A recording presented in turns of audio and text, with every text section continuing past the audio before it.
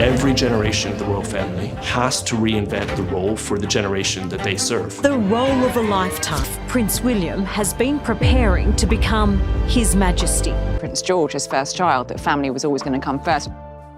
It started quietly. No flashing cameras, no reporters shouting questions, just a cold November wind brushing past the gates of Windsor. Inside the castle, a stillness lingered, heavy and unusual, as if the walls themselves were holding their breath. Prince William moved slowly down a long corridor, pausing to glance at a letter on his desk. His fingers traced the paper, lingering on lines that felt heavier with every read. Outside, the world remained unaware, yet inside, time seemed to stretch and twist around a truth that could not stay hidden much longer. A few days ago, laughter once filled Adelaide Cottage. George and Louis played in the gardens, their voices echoing through the halls. But recently, 3 years after moving into Adelaide Cottage on the Windsor estate, Kensington Palace confirms to People August 16th that the couple and their 3 children will be leaving the 4-bedroom home. that sound had faded. Rooms that once carried joy now held quiet worry. A small whisper from a concerned teacher, a hesitant glance from Louis. These tiny moments hinted at something larger, something that had already begun to change the rhythm of the family. By the time the first cameras rolled outside the gates, William was ready to speak not as a prince, but as a father, facing one of the hardest truths of his life. Stay with us, because in just a moment, we reveal what this announcement truly means for Prince George, Prince Louis, and the future of the royal family. The silent struggle at Adelaide Cottage. Life inside Adelaide Cottage had grown quiet, unnervingly quiet. The laughter that once echoed through the gardens and hallways seemed to have been swallowed by the stillness of the home. George no longer ran freely, his feet barely making a sound on the polished floors as he moved from room to room. The sparkle in his eyes had dimmed, replaced by a distant look that seemed far older than his years. Louis, usually a whirlwind of energy, clung to Catherine, asking small, worried questions about family, health, and the world around him. Every, "Will she be okay?" or "Is Grandpa gone forever?" tugged painfully at the hearts of both parents. Even the household staff noticed the shift. The once cheerful greetings and casual chatter had been replaced by careful, hushed tones and subtle glances exchanged over quiet corridors. The palace, so accustomed to public appearances, glamorous events, and the polished perfection of royal life, now felt fragile and vulnerable. Every footstep, every whisper seemed magnified in the tension-filled air. William watched over his sons with a quiet intensity, aware that every glance, every gesture carried weight beyond normal parental concern. School reports, though routine, began to feel like confidential files of growing unease. Teachers reported that George had become more withdrawn, less engaged with friends, and slower to respond in class. Louis's cheeky energy was no longer visible in public or at home, replaced by small, hesitant smiles that never fully reached his eyes. Some days, the boys would retreat to the corners of their rooms, sitting quietly with crayons and paper, drawing families holding hands under a tree or building intricate towers and patterns with blocks. These small acts, innocent on the surface, were gestures of inner worlds trying to make sense of feelings too complex to speak aloud. William and Catherine tried everything to lift their spirits. Playful walks in the palace gardens under the soft drizzle of rain, short trips to nearby parks where the children could run without the press watching, and evenings by candlelight reading stories that transported them far away from the pressures of royal life. Yet no matter what they did, the presence of the public eye always loomed. Cameras might not always be visible, but the thought of scrutiny, the weight of expectation, turned even simple acts of childhood, laughing, playing, being silly into measured performances. The tension inside Adelaide Cottage wasn't limited to emotional strain, it seeped into practical daily life. Missed smiles, moments of hesitation, and sudden silences altered routines subtly but noticeably. Friends noticed George's reserved demeanor. Teachers observed distractions and a lack of focus. Louis, who once excitedly recounted every adventure, now spoke in whispers, often stopping mid-sentence as if fearing interruption. Even casual family dinners, usually lively and full of chatter, had become a quiet ritual, where the smallest question or joke was weighed and measured. Every gesture seemed to carry an unspoken calculation. How would the outside world react? William felt the invisible shadows pressing on his sons' young lives. He saw that these weren't fleeting phases or typical childhood moods. Something deeper, more insidious, had begun to settle in a quiet anxiety that threaded through their daily lives, turning ordinary moments into challenges.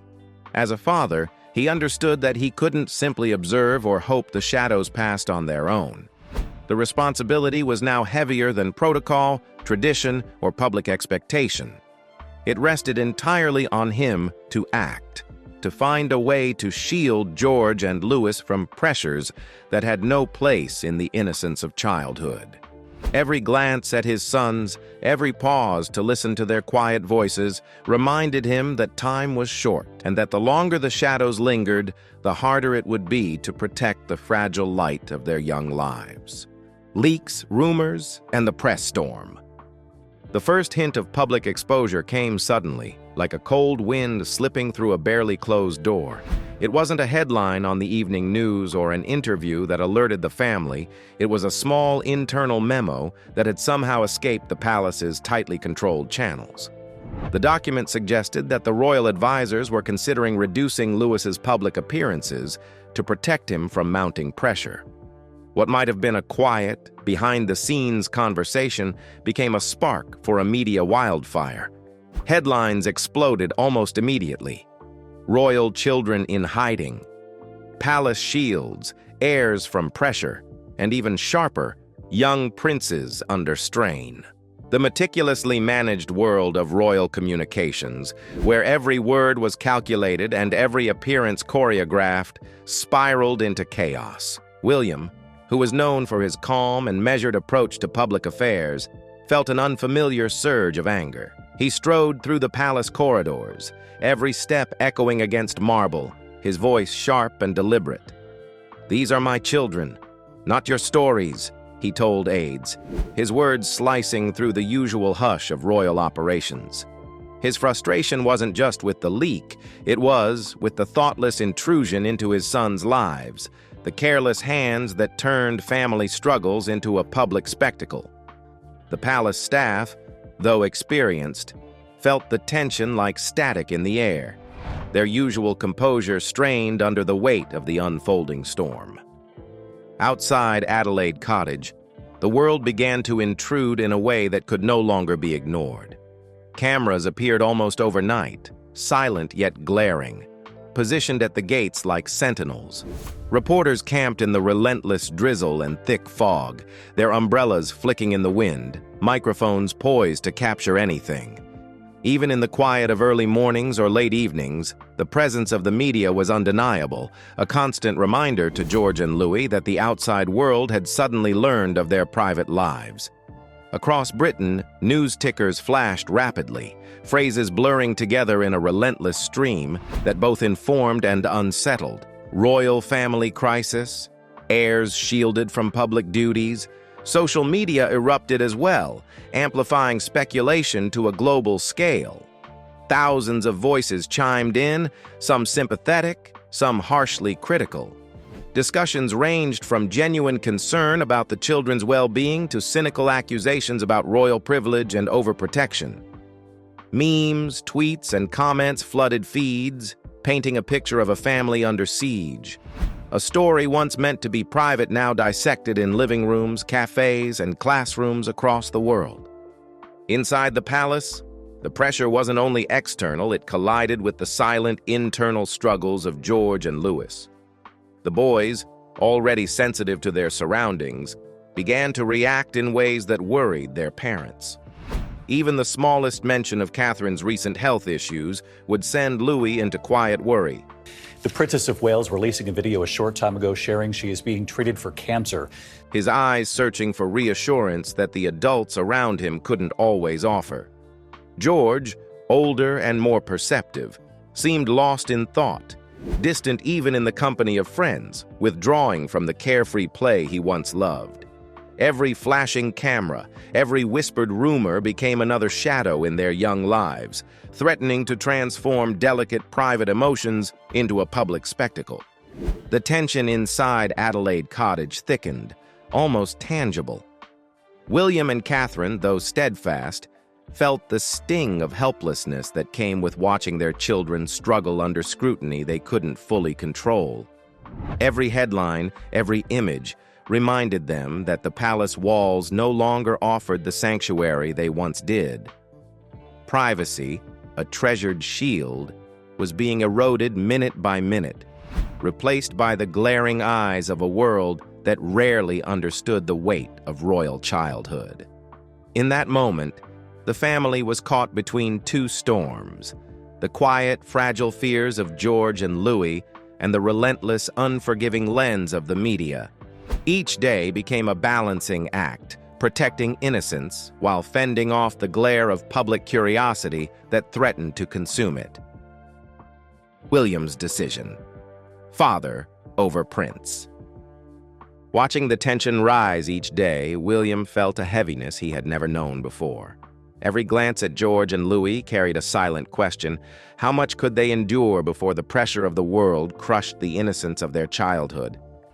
Life inside the palace, once a routine of carefully scheduled appearances and polished smiles, now felt fragile, almost brittle. The laughter that had once filled Adelaide Cottage was replaced by cautious whispers and stolen moments of play, always measured, always watched.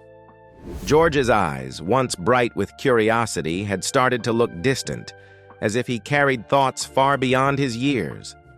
Louis, usually mischievous and energetic, clung to Catherine more often, his small questions piercing the calm of the home. "Mommy, will it be okay? Why are people watching us?" Each query, simple yet profound, reminded William that traditional royal rules, silence, discretion, composure, could no longer shield them from the creeping shadows of the outside world. The breaking point came during a quiet afternoon, when William met with Princess Anne in the palace garden. The fog clung to the ground, curling around the rose beds where Diana had once walked. Anne, stern yet compassionate, observed her nephew's concern with sharp clarity. "You cannot fight the press," she said, her voice calm but firm. "But you can shield your children." Her words cut through the haze of royal protocol, laying bare a simple truth. The machinery of media and public expectation could not replace the protection a father provides. William listened, absorbing every syllable. She suggested they spend more time away from cameras, in quiet spaces where George and Louis could simply be children again, saddling horses, planting bulbs, or even stacking hay bales in the countryside. The concept was simple, yet revolutionary in the rigid structure of royal life: normalcy as a shield, distance as protection. From that moment, William began to plan a bold, unprecedented step. He would address the nation, not as the future king, not as a representative of the crown, but as a father defending the well-being of his children. Conservationist, father, and future king. Prince William is Britain's most popular royal. The palace communications team reacted immediately. The warnings came in waves. "This could destabilize the monarchy," one aide cautioned. "Political fallout is likely," another added. But William's mind had already reached a singular conclusion. Protecting George and Louis was non-negotiable. Every word, every pause, every subtle inflection of tone mattered. The stakes were immense, not just for the image of the royal family, but for the fragile hearts of two young boys struggling under scrutiny no child should endure. In the quiet of his study, William rehearsed in silence. The soft flicker of candlelight illuminated the papers in front of him as he wrote and rewrote his sentences. He imagined the moment the message would appear on television screens across Britain and beyond, reaching millions who would listen not just to a prince, but to a father. His hands trembled occasionally, not from fear of public reaction, but from the weight of responsibility. Vulnerability, he realized, was no longer weakness. It could be a shield. It could convey care, love, and protection in ways that strict formality never could. He envisioned George watching at home, perhaps sensing the seriousness of the words through the quiet tone of his father. Louis, curious and anxious, might overhear a phrase, searching for comfort in the cadence of William's voice. Every phrase had to balance truth with discretion, honesty with hope. The message would not be grandiose or ceremonial, it would be human, raw, a reflection of parental love placed above royal expectation.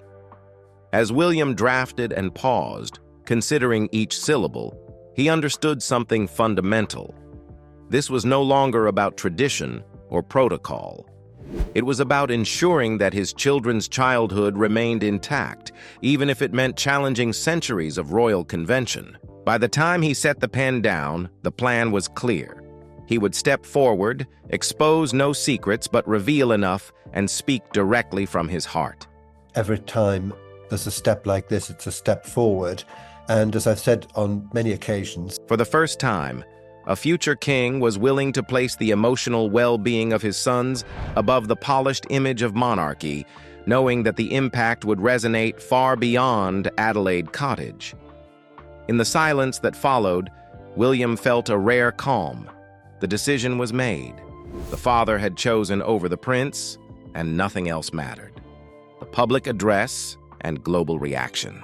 The morning of the announcement arrived like a scene from a quiet yet heavy film. Windsor's spires, usually sharp and defined against the sky, were softened by a thick, lingering fog that rolled across the castle grounds. Every stone, every shadow seemed to hold its breath, waiting. Outside the palace gates, cameras were set, microphones angled, and journalists huddled under umbrellas, shivering in the damp November chill. The usual hum of activity felt different, slower, heavier, like the air itself carried anticipation. The world seemed to pause, sensing that something beyond protocol was about to unfold. Inside the palace, William adjusted his tie once more, then took a deep breath. His face was calm, yet there was a tremor of emotion behind his eyes, the kind that comes when duty collides with the heart. As he stepped forward to speak, the weight of centuries of royal expectation pressed down upon him, but it was tempered by a singular thought. George and Louis. George and Louis are not public figures, he began, voice measured, yet carrying a warmth that cut through the fog. They are children who deserve privacy and understanding. The words were simple, almost understated, yet every syllable carried a father's conviction. William didn't need grand gestures or ceremonial flair. He relied on honesty, on connection, on the raw power of human emotion. The brief pause between sentences felt like a heartbeat shared with every viewer watching across Britain and the world. Immediately, the response was overwhelming. Across living rooms in small towns and bustling cities, families leaned closer to their screens. Parents nodded, empathized, and shared their own stories of childhood worries, pressures, and the small, invisible struggles that children endure. Social media erupted with support. Hashtags like #ProtectTheChildren and #RoyalFather resonated globally as people flooded platforms with messages of encouragement and admiration for William's courage. Talk shows dissected the decision, discussing how the statement blended authority with vulnerability, leadership with fatherly love. Across newsrooms, anchors paused to reflect, the story cutting through the usual cycles of gossip and scandal. Even beyond Britain, comparisons were drawn to Princess Diana, whose own candid discussions and personal struggles had once reshaped public perception of the monarchy. I don't see myself being queen of this country. I don't think many people would want me to be queen. Actually, when I say many people, I mean the establishment that I'm married into. Many remembered her advocacy, her fearless approach to humanizing the royal family in times of tragedy. In the echoes of that legacy, William's statement was seen as both homage and evolution, a modern reflection of a mother's lessons on empathy and courage. Critics, naturally, still raised questions. Some wondered about breaking tradition, about the long-term implications for royal protocol. Yet, the prevailing sentiment favored compassion over judgment. The message had shifted the narrative, turning what could have been tabloid fodder into a universal story about parental love and protection.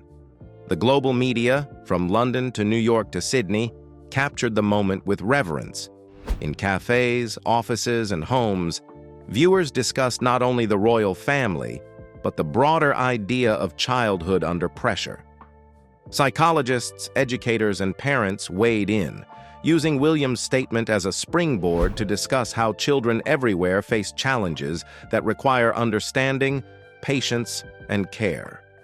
In this unprecedented moment, a royal statement transcended its traditional role, becoming a conversation starter about childhood, privacy, and emotional well-being. By the end of the day, William had accomplished something remarkable. The monarchy, usually wrapped in ceremony and distance, was suddenly accessible, human, and relatable. Public sentiment leaned heavily toward empathy, admiration, and reflection. William had not only protected George and Louis in the immediate sense, but had demonstrated that leadership could coexist with vulnerability, that being a father could outweigh centuries of inherited protocol. Across continents, millions felt the quiet, profound impact of a statement that was brief in words but monumental in meaning, a reminder that behind titles and crowns, humanity always matters first. Healing, reflection, and the path forward. After William's heartfelt statement, a quiet transformation began within the walls of the royal family. George and Louis slowly started to reclaim fragments of the childhood that had been overshadowed by tension and worry. Gatcombe Park became their sanctuary, a place far removed from flashing cameras and scrutinizing eyes. George, once withdrawn and preoccupied, found joy in the rhythm of horse riding, learning to navigate both the stables and his own hesitations. Each gallop across the dew-drenched grounds seemed to lift some invisible weight, his laughter echoing softly through the misty fields. Louis, on the other hand, discovered pride in small tasks, planting bulbs in the frosty soil, arranging firewood, and learning the satisfaction of simple chores. The sound of their voices, playful and unguarded, gradually replaced the tense silence that had filled Adelaide Cottage. Catherine remained a steady, calming presence. Evenings were filled with soft candlelight, quiet stories, and patient conversation. She listened more than she spoke, allowing the boys to share fears or questions without judgment. Her gentle guidance gave them a sense of stability and reassurance, slowly rebuilding the trust and security that had been tested. The atmosphere within the palace itself shifted subtly. Staff moved with less anxiety. Hushed whispers were replaced by purposeful routines. The media, having witnessed William's candid approach, maintained a respectful distance, and public discourse gradually evolved from sensational speculation to thoughtful reflection. The family discovered small rhythms that allowed life to move forward even under the gaze of the world. Ultimately, the royal family's strength revealed itself not in flawless appearances or rigid schedules, but in the protection of what truly mattered: love, privacy, and the freedom for children to be children. Healing was quiet, steady, and deeply human. A reminder that even within centuries-old institutions, the simplest acts of care and attention could reshape lives.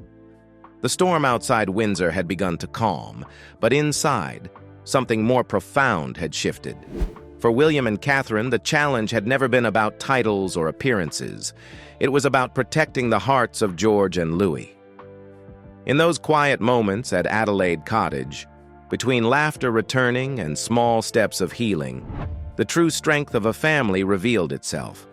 The public may have seen a royal statement, but behind those words was a father standing firm and a mother nurturing resilience, showing the world that love often requires courage beyond protocol.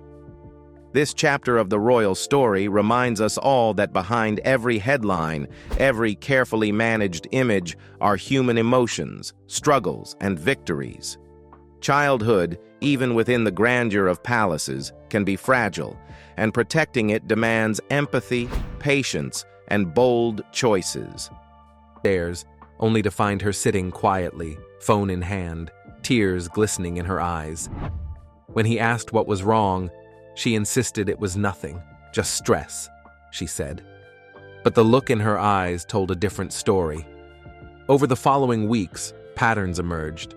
Catherine spent hours alone in the study, sometimes reading documents that appeared routine, but her focus was intense, almost desperate.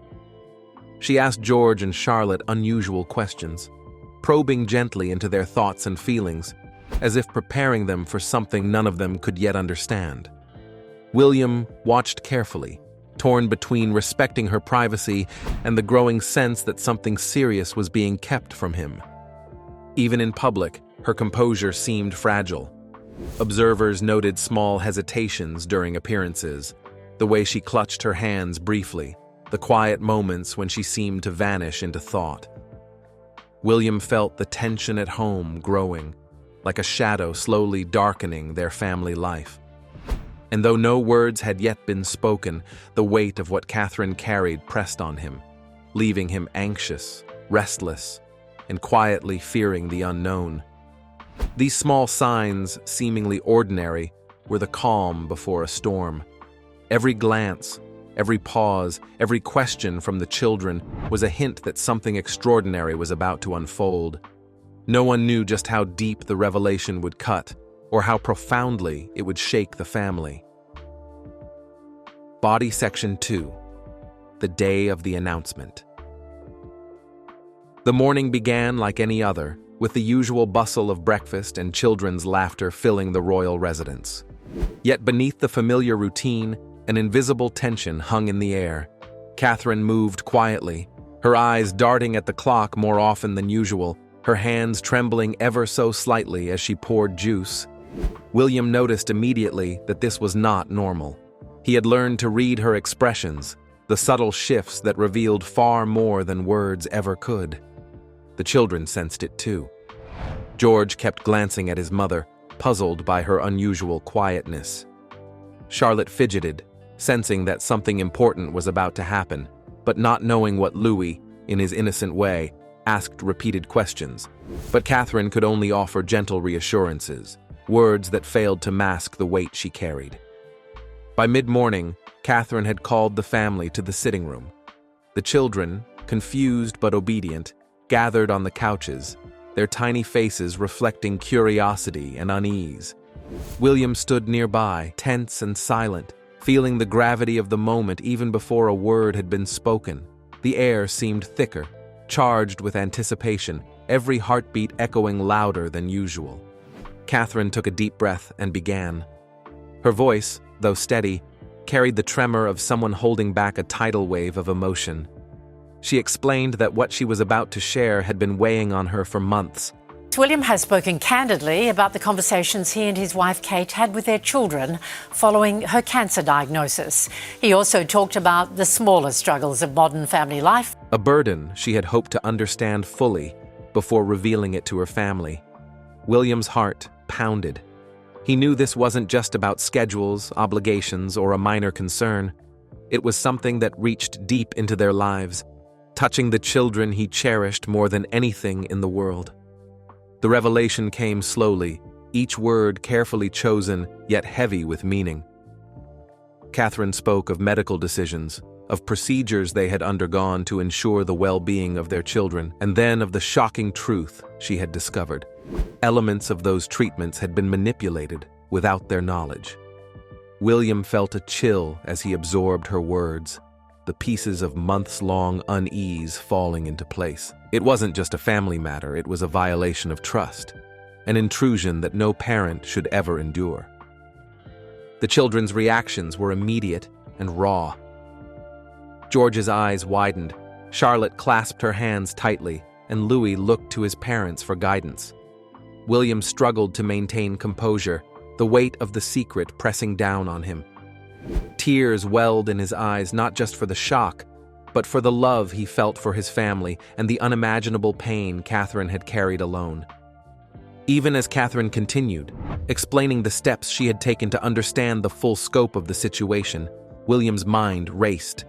Questions, fears, and protective instincts collided. How had this happened? Could it have lasting consequences? And most importantly, how could they protect their children now? Every word she spoke was a step into uncharted territory, a moment that would redefine their family forever. By the end of the announcement, the room was heavy with emotion.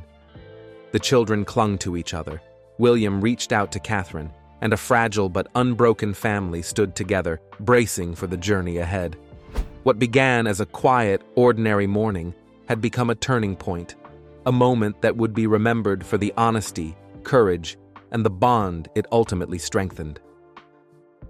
William's struggle and emotional turmoil. As Catherine finished sharing the secret, William felt as though the ground had shifted beneath him. His mind raced, unable to focus on one single thought for more than a moment. Questions collided. How long had she known? Why hadn't she told him sooner? And above all, what did this mean for George, Charlotte, and Louis? The weight of responsibility pressed down harder than anything he had faced before. He excused himself quietly, leaving the sitting room with his children stunned behind him. In the solitude of his study, William sank into a chair, hands gripping his face, tears slipping despite years of training to maintain composure. He remembered every challenge he had faced, his mother's loss, public scrutiny, and the unending pressure of royal duties. But nothing compared to the fear he now felt for his own children. The tears were not weakness. They were the raw, unfiltered response of a father confronting the unimaginable. Sleep that night offered no relief. Every creak of the house, every distant laugh of the children, sent his mind spiraling. He imagined scenarios, some terrifying, some impossible, and tried to make sense of them. Every thought circled back to Catherine. She had carried this alone for months. Why hadn't he noticed? Could he have done more? The guilt gnawed at him relentlessly. Even public appearances became exercises in endurance. William smiled, nodded, and greeted crowds, yet inside, his mind replayed the moment in the sitting room. Every handshake felt heavy, every wave a mask hiding a storm of anxiety.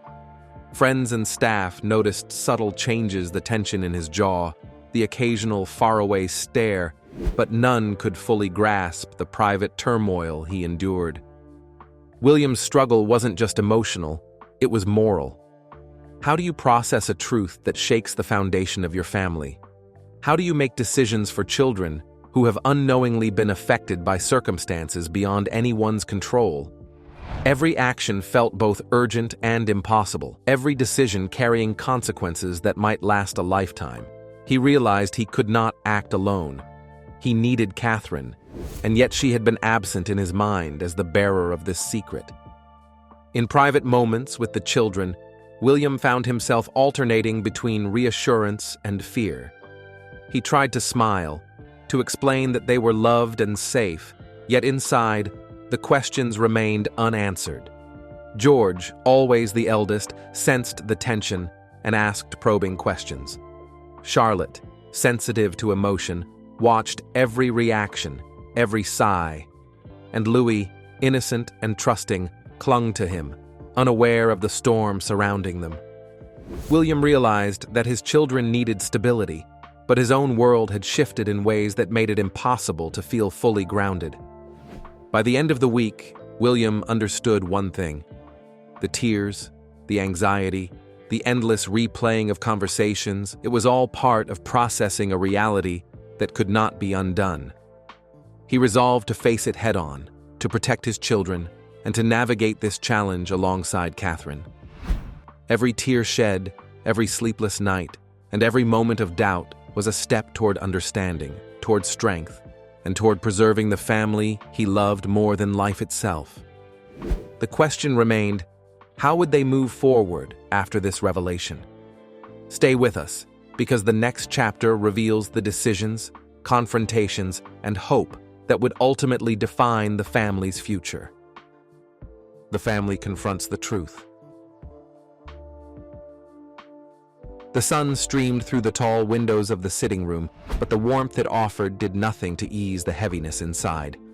Catherine had insisted that the children needed clarity, that avoiding the truth would only make fear grow in their minds. William stood close, his hand resting lightly on her shoulder, a silent reassurance that they would face this together. George, Charlotte, and Louis sat on the couches, their small bodies tense, eyes wide with anticipation. George, as the oldest, sensed more than they realized. "Mom, what's happening? Why does everything feel wrong?" he asked, his voice steady but curious, testing the waters for honesty. Charlotte, sensitive as always, hugged her knees, trying to make sense of the tension that filled the room. Louis, too young to grasp the full scope, looked between his parents, searching for safety in their expressions. Catherine's voice, though calm, trembled slightly as she spoke. She explained that decisions made years ago to help them start a family had taken an unexpected turn. The medical procedures, which were meant to secure healthy pregnancies, had been tampered with without their knowledge. She detailed the discovery of unauthorized modifications, the legal steps she had taken, and the experts she had consulted. Every word hung in the air, weighty and sharp, cutting through the innocence of routine childhood. George's eyes narrowed as he tried to process the information. "So someone changed us? Without asking?" His voice cracked slightly, a mixture of confusion and rising anger. Charlotte's face flushed as she whispered, "Does that mean we're not normal?" Louis's small voice asked, "Are we sick?" The children's questions landed heavily, each one a reminder of the impossible reality Catherine had uncovered. William stepped forward, his expression gentle but firm. "You are still our children. Nothing that was done without our knowledge changes who you are inside. You are loved. You are wanted. You are our family, always." His voice wavered as he spoke, the words genuine, carrying the weight of a father confronting both outrage and helplessness. Catherine reached out, taking George's hand, then Charlotte's, and finally Louis's. She knelt before them, eyes glistening with tears, and promised that they would navigate this together. "We didn't know, and we couldn't control it, but we can control how we move forward," she said softly. Her words were a lifeline, a beacon of hope amid the storm of betrayal and confusion. The conversation was not easy. George struggled to reconcile the loving parents he knew with the reality that others had made decisions affecting him without consent. Charlotte, usually composed, broke down intermittently, tears flowing as she processed the enormity of the situation. Louis, too young for full comprehension, clung to William, absorbing emotion through touch rather than understanding. Over the following hours, the family moved slowly through a mix of emotion and reflection. They revisited memories of the children's early years, finding comfort in routines and stories that reminded them of shared love and connection.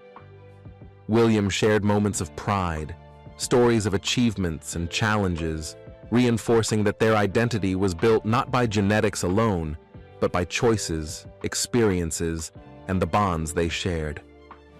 Catherine emphasized resilience, courage, and the strength to rise despite circumstances beyond their control. As evening approached, a fragile sense of unity began to emerge. George, still processing, asked questions that revealed curiosity rather than resentment. Charlotte created sketches to express what words could not, turning confusion into art. Louis, sensing the calmer energy, laughed at something William said, a small but significant reminder that normalcy, though fragile, was possible. Even in private moments after the confrontation, William and Catherine reflected on the extraordinary challenge they now faced. They knew that media scrutiny, public opinion, and ongoing legal battles would soon intrude, but for these hours, they had given the children the gift of truth, honesty, and love. The day had been shattering, yet it also forged a new strength, a shared understanding that no matter the external chaos, the family's bond remained intact. The revelation had been painful, the emotions raw, but confronting the truth together planted the seeds for healing. The children learned that honesty, even when frightening, could strengthen trust. William realized that his tears were not signs of weakness, but of profound commitment to protecting his family. And Catherine understood that carrying the burden alone had only delayed, not prevented, the strength they could find together. Rebuilding trust and facing the world. The following weeks were unlike anything William and Catherine had experienced. The private heartbreak had spilled into every corner of their lives, but they were determined to protect their children and restore a sense of normalcy. Conversations were longer now, filled with honesty and careful explanations. George, still grappling with the revelation, began asking questions not out of anger, but out of a desire to understand who he was beyond the circumstances of his birth. Charlotte poured her feelings into drawings, sharing each one with her parents, and in those moments, the family discovered new ways to communicate. Media speculation was relentless. Rumors circulated about the so-called designer children, and social media buzzed with theories that made the palace walls feel tighter than ever. William and Catherine decided to shield the children, creating a safe space at home where questions could be asked and emotions felt without judgment. School counselors were brought in, and private sessions helped the children process the shock. Slowly, laughter returned to the home, punctuating the serious conversations with glimpses of hope. Trust between William and Catherine deepened as they navigated these challenges together. They realized that partnership wasn't just about shared decisions. It was about shared burdens. Even when the weight was unimaginable, every small moment of clarity, every tear shed together, and every hug reinforced their bond. By facing the truth, not hiding from it, the family began to redefine strength. They learned that love could heal, that honesty could empower, and that even after the most devastating news, life could continue with courage. The world outside might judge, speculate, and question, but within these walls, trust, resilience, and love were the forces that held them together. As the days turned into weeks, the weight of the revelation slowly eased, replaced by a quiet determination to move forward. William and Catherine learned that even in the most painful circumstances, family could be a source of strength, understanding, and unconditional love. They discovered that healing wasn't a straight path. It came in moments, sometimes small and almost invisible, like a shared smile, a laugh during breakfast, or a hug after a long day. The children, though still processing, began to find their own sense of identity beyond the shock. George started exploring his passions with renewed curiosity. Charlotte turned her feelings into art that inspired those around her, and little Louis reminded everyone of the joy and innocence that even a storm couldn't erase. Together, the family learned that truth, even when painful, could bring them closer, forging bonds stronger than before. What this story teaches us is that resilience, honesty, and love can overcome even the most unimaginable challenges.